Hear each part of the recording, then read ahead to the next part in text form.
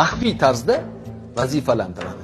Bu vazifa Abdulloh Chatli o'sha Kurdlar vodiysi kinosidagi Po'lat Alamdar. Po'lat Alamdarning hayotdagi real insoni, bor odam bo'lgan shu. Va bu bitta o'zi dunyo maydoniga chiqib, yosh yigitlar 25, 26, 30 ga kirmagan bolalar o'zining atrofiga jamoat tuzib, mafiya bilan til biriktirib, mafiya dunyo bo'yicha mafiyaning aloqasi bor joylardan yordam olib, o'zi yakka chiqib, asala tashkilotini yo'q qiladi.